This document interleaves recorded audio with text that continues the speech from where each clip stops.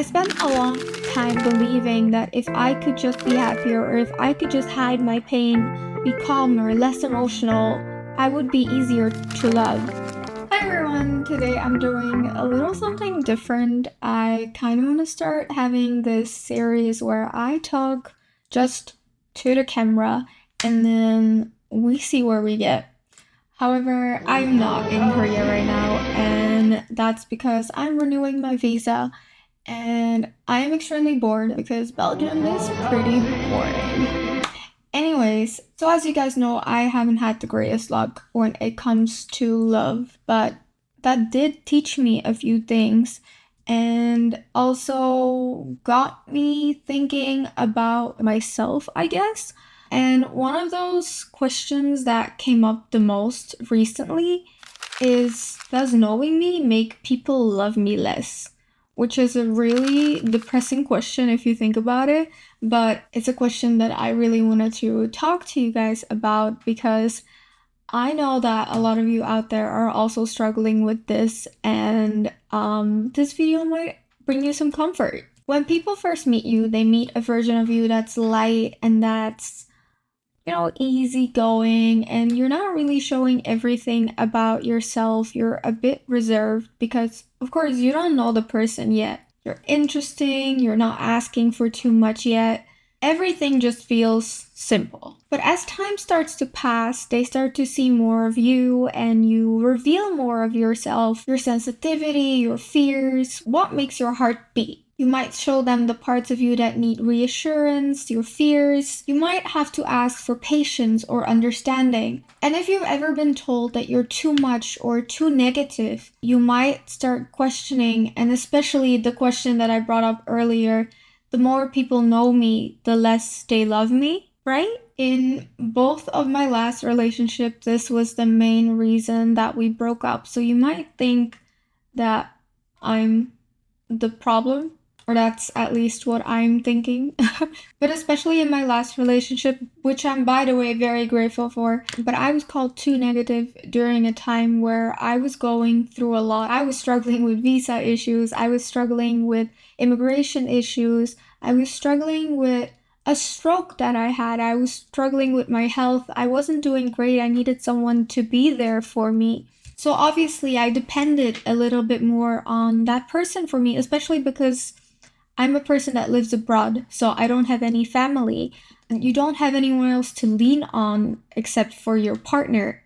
I wasn't complaining for no reason. I was just genuinely struggling, and it made me negative, if you can call it that, because in my eyes, I was just going through a lot. But instead of feeling like I was being supported, I started feeling like I was the problem and that I needed to hide my pain, that I needed to be quiet, lighter, easier to deal with. And again, I do want to say that I am very grateful for this relationship. It showed me what tenderness could look like. It showed me what a loving relationship could look like. It showed me that love doesn't have to be cruel, that someone can care but ultimately cannot meet you emotionally. I needed somebody that could hold me through difficult times.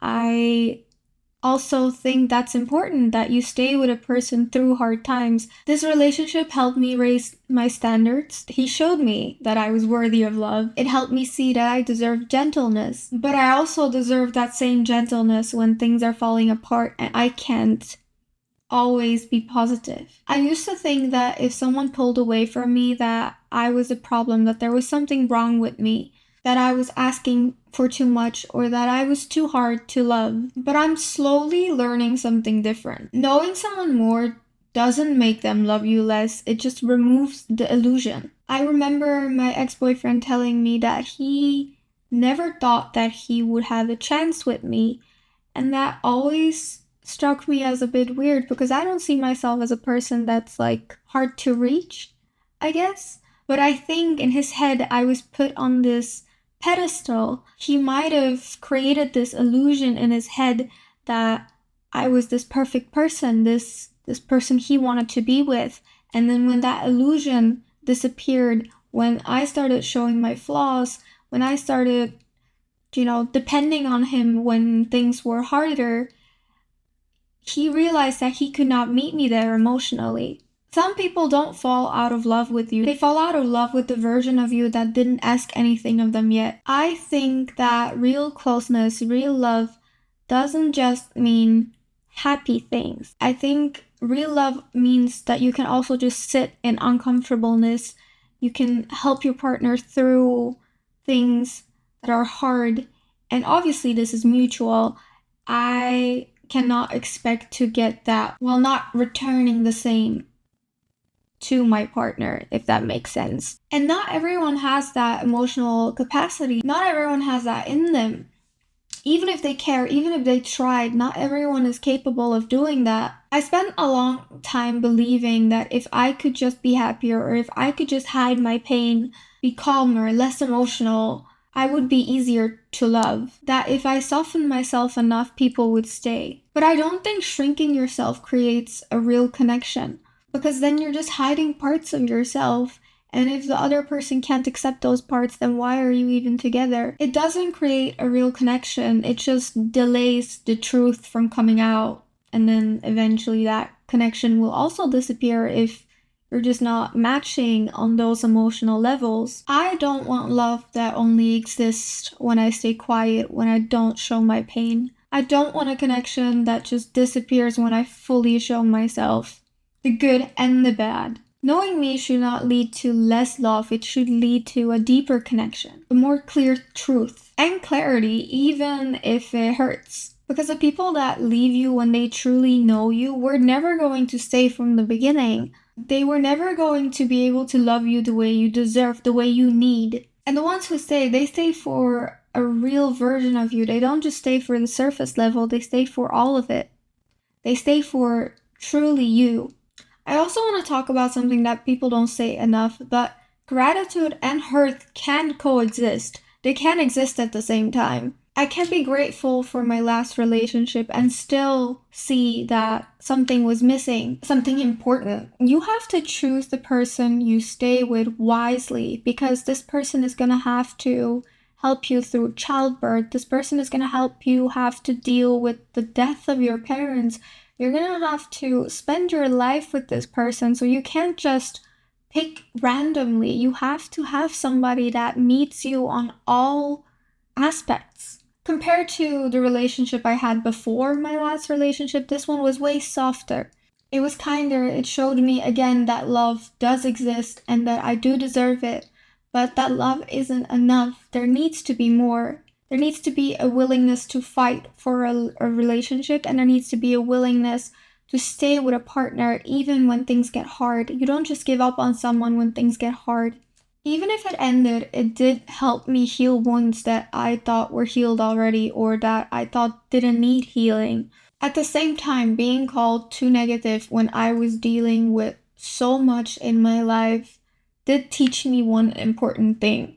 It taught me that some people are not equipped to love you when you are not okay. They're only equipped to do it when you're calm, when you're, easygoing, when you're happy, when everything's all right. Some people aren't capable of loving someone when things go wrong. And that doesn't make them bad people. That just shows that they aren't as emotionally capable as I am. And that does not make them bad people. That just shows that they're not your people. It doesn't mean that you need to shrink yourself for them to be loved. I don't want to learn how to be less human to be loved more. I don't want to turn my pain into silence just so the other person can be comfortable. I don't want to have a love where I have to translate my sadness into something more calm to be accepted, I guess. I don't want me being honest about what I'm going through to turn into a burden, because needing support doesn't make you negative. It makes you human. All of us need someone sometime, especially when you're going through so much.